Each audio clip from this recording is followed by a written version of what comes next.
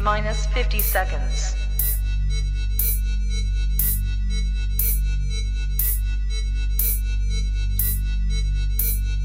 T minus 40 seconds.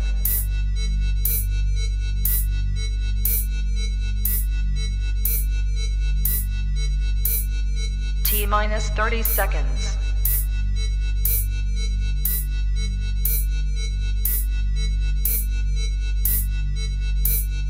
T minus 20 seconds.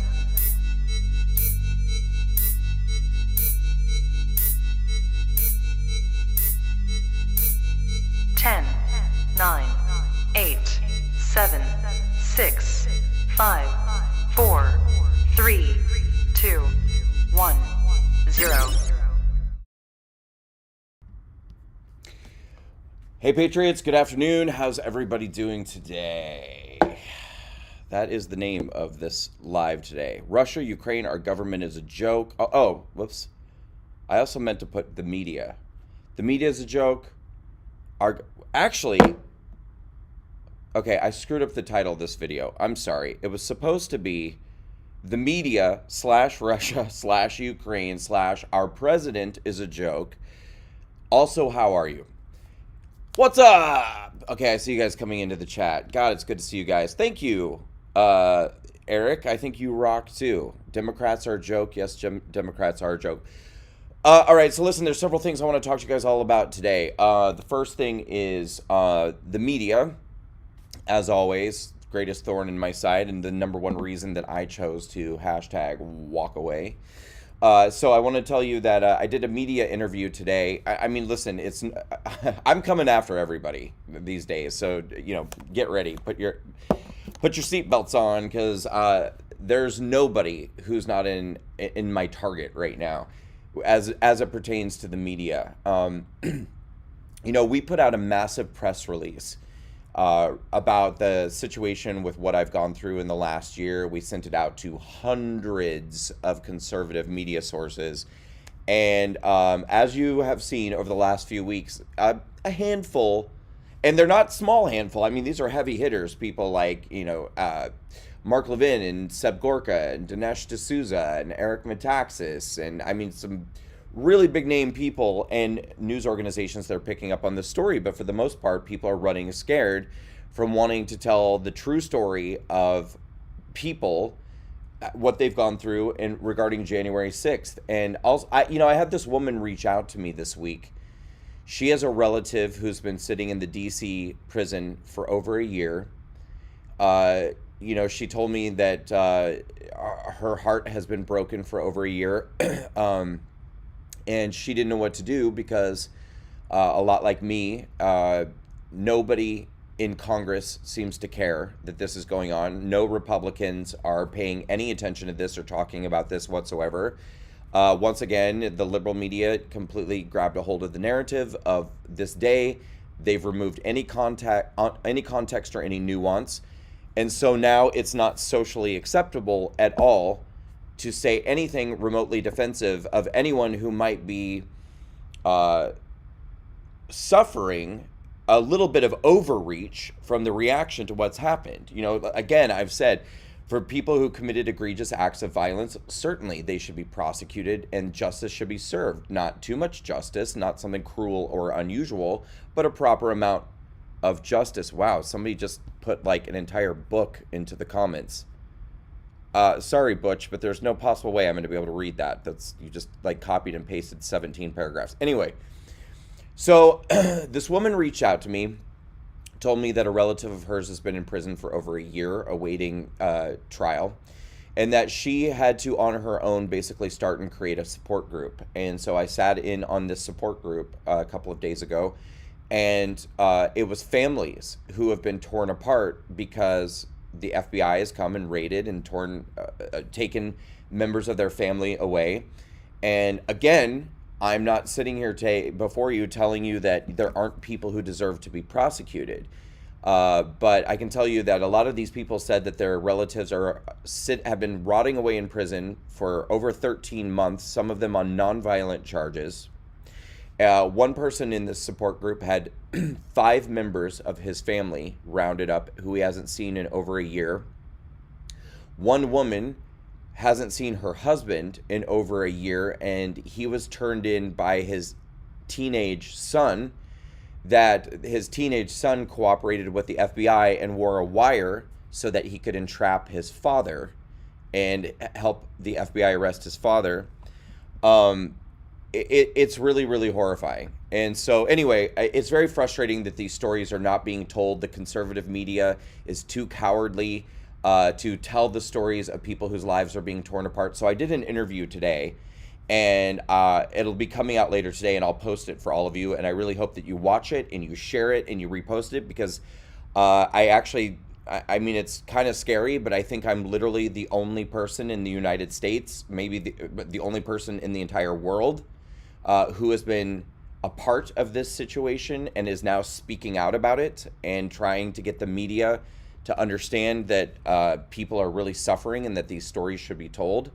And again, you know, I'm not against justice. I'm not against prosecuting people who break the law, but I am against cruel and unusual punishment and an absence of due process, which is happening, I think, in a lot of these situations, or miscarriages of justice. So anyway, this interview will be coming out today. I hope you guys watch it, and I hope you share it, because I really kind of went off on the media in this interview, and they deserve it. But that's actually not even what I wanted to talk about today. What I wanted to talk about is that, of course, now Russia has invaded Ukraine.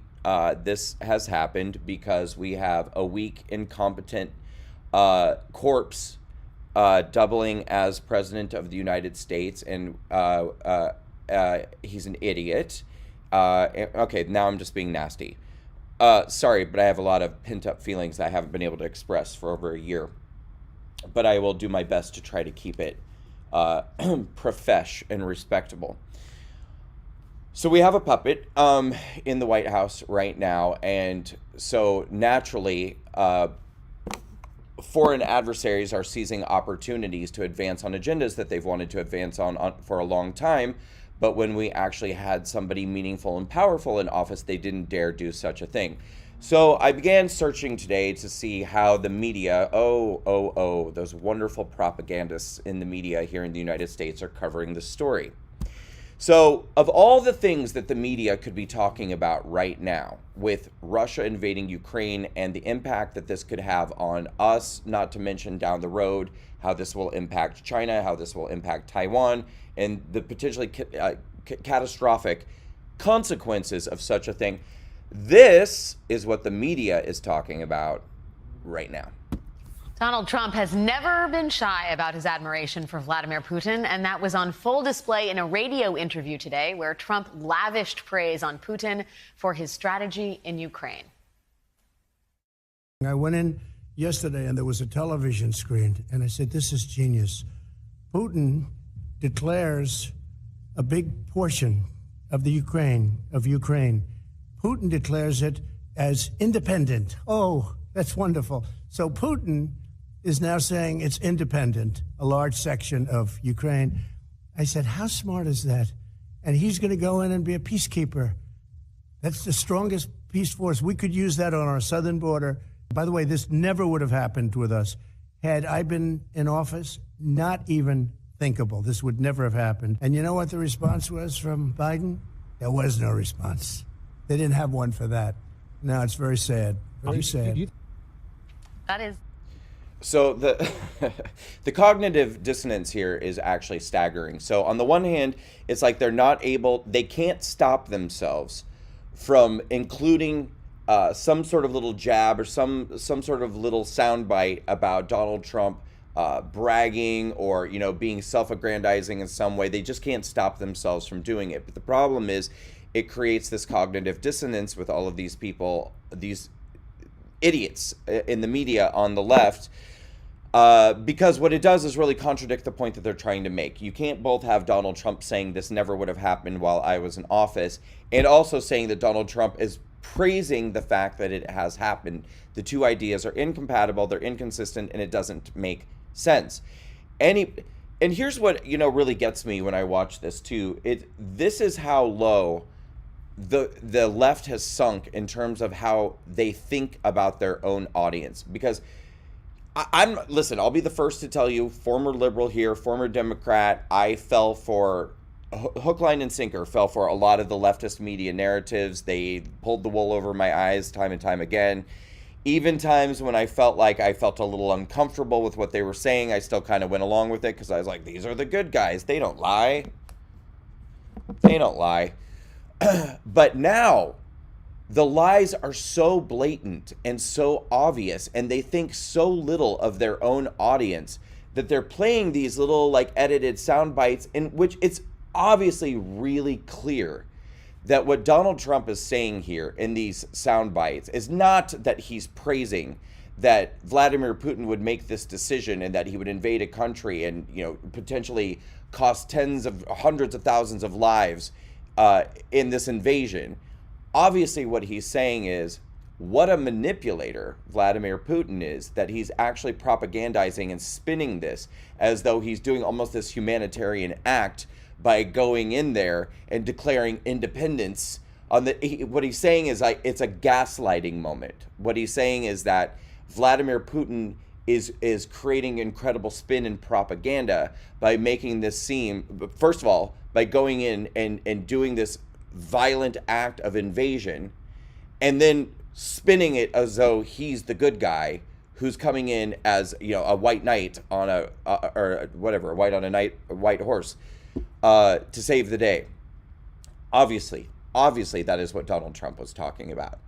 But the media in this country, are they holding our weak, limp-wristed, spineless, corpsey puppet of a president accountable for what has happened? No. Of course, they're going to let him off the hook. They're going to propagandize on his behalf. And still, we're going to talk about Donald Trump. Even though the point is an absolutely salient point, it's an absolutely relevant point, why weren't there any new wars during the 4 years that Donald Trump was in office? Why did we go for 18 months without any new troops perishing in Afghanistan? Why didn't we have a horrific pullout of Afghanistan under Donald Trump? And why did Putin invade Ukraine under Barack Obama, but not under President Trump, and now under President Biden is going back in there again? Interesting questions that the media might want to ask in dealing with this subject, but no. They're too busy, once again, telling their base, who they think is incredibly stupid, and if their base is believing it, then you are incredibly stupid, and it's time to stop being stupid. But they're too busy blaming Donald Trump, once again, and also trying to make it seem as though Donald Trump is praising Vladimir Putin for doing this, while at the same time playing sound bites saying, oh, and Trump can't stop himself from his own arrogance. Listen to him here saying that nothing this terrible ever would have happened under his watch. Well, if you're acknowledging that he's saying it's terrible, then he's not praising Vladimir Putin. You can't have it both ways. Damn. Anyway, I also want to let you guys know, this is actually going to be a very short live, because what I want to do here, first of all, I want to let you know I have a media interview coming out today. I really chewed some ass on the conservative media for not doing their jobs in covering the horrific treatment of a lot of people who are not getting due process on January 6th. I'm going to be releasing that interview later today, so be looking out for that. Watch it, share it, and I'm not kidding you guys. Share it. I get really pissed off when I tell people share it, share the content, and then I see 3,000 people click the like button and 18 shares.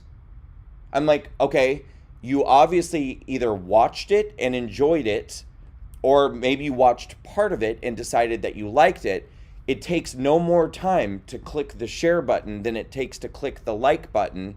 So don't show me 3,000 likes and 18 shares. The reason why this is important is because the media is not telling this story. Fox News is not covering any of these stories. Newsmax is covering it a little bit. OAN is covering it a little bit. Breitbart, not at all, 0. And then a couple other, The Blaze is covering it a little bit. And thank you, Mark Levin, once again for giving me that incredible interview. Incredible interview. In fact, I take that back. Blaze did an incredible job of covering it with Mark Levin. Eric Metaxas, incredible job of covering it.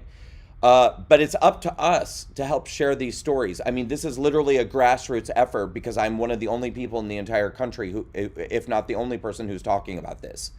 So I need your help in sharing these stories. So when these interviews come out, share them, and also get on Twitter and tag Fox News, tag Newsmax, tag OAN, tag all these different news organizations, tag Breitbart, tag everybody, and say, why aren't you talking about what's happening to the January 6th people? Why aren't you talking to people who have actually been through this experience like Brandon Straka and allowing these stories to get out?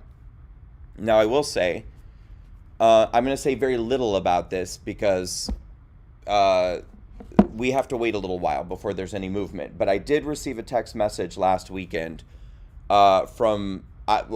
suffice to say, my mind was blown when I received this text message, like blown, because it's a very influential person. It wasn't Donald Trump, but it is a very influential person who is very interested in talking with me about my story, and so that'll probably be coming after my period of house arrest.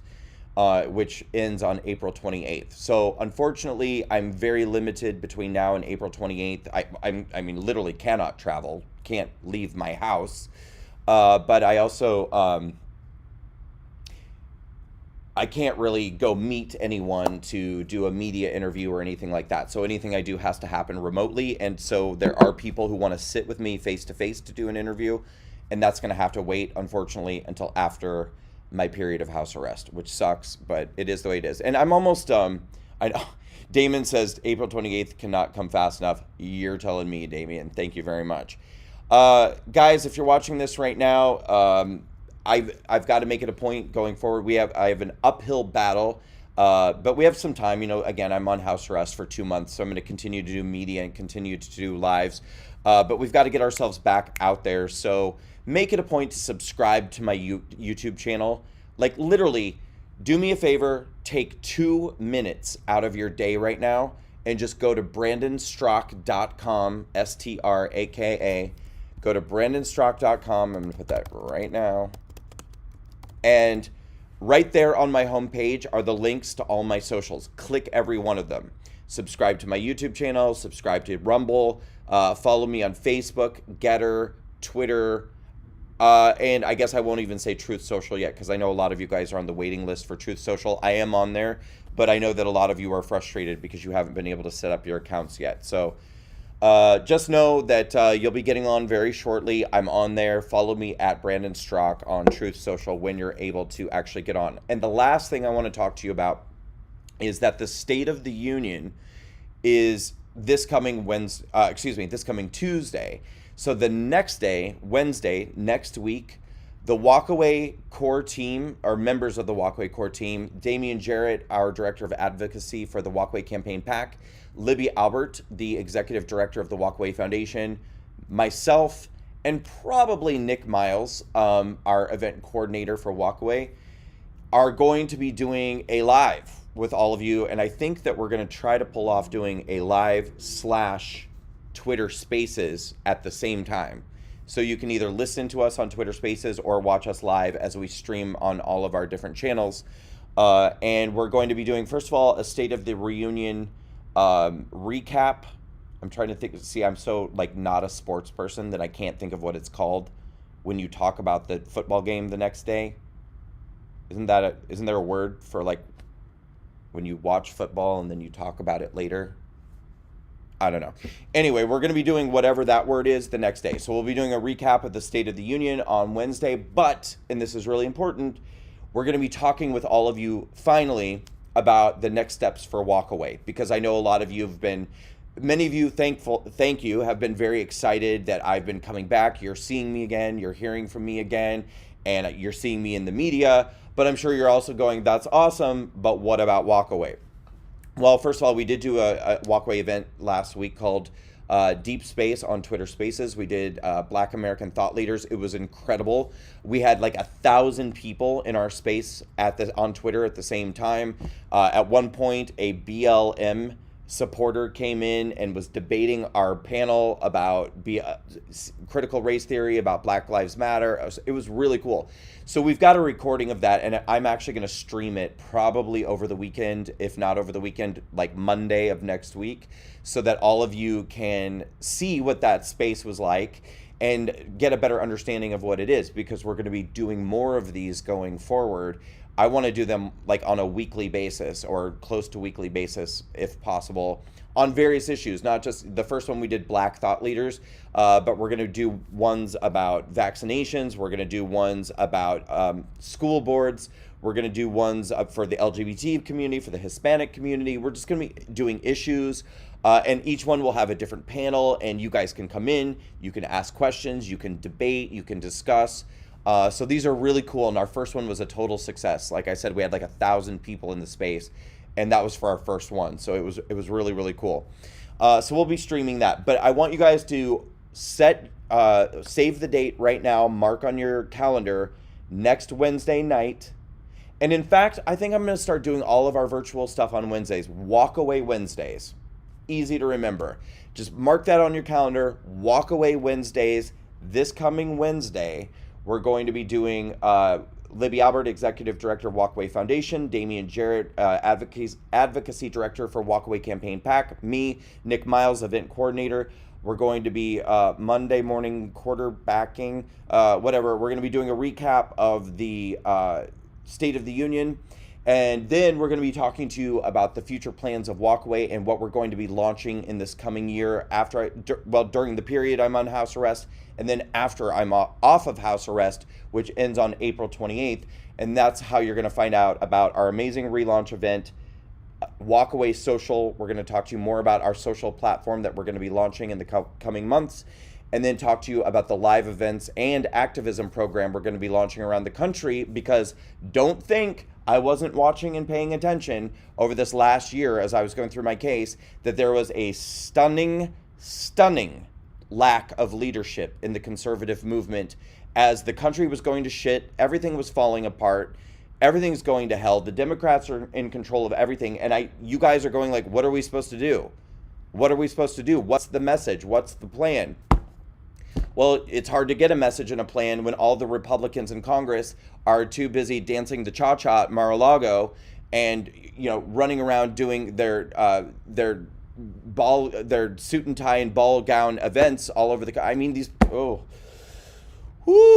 So anyway, Walkaway is going to provide you the leadership. We're going to provide you the plan, the action plan, and we're going to make it very accessible and tangible for you. And we're going to rebuild that community that was taken away on Facebook and give you back the heart and soul of Walkaway, which was those incredible video testimonials, written testimonials. We're bringing it all back. The heart and soul of America, the heart and soul of this movement. And we're going to give you an action plan for how we can help save this country from leftist, Marxist takeover in the coming midterm election year and in the coming general election in 2024 and all of the days in between. I had a lot of coffee today. Did I even take one single breath during this entire live video? I'm angsty. I'm not gonna lie, I'm angsty. But I'm good. I'm good. And the bee is back, people. It feels good to be back. So don't forget, get on social media, hashtag the bee is back.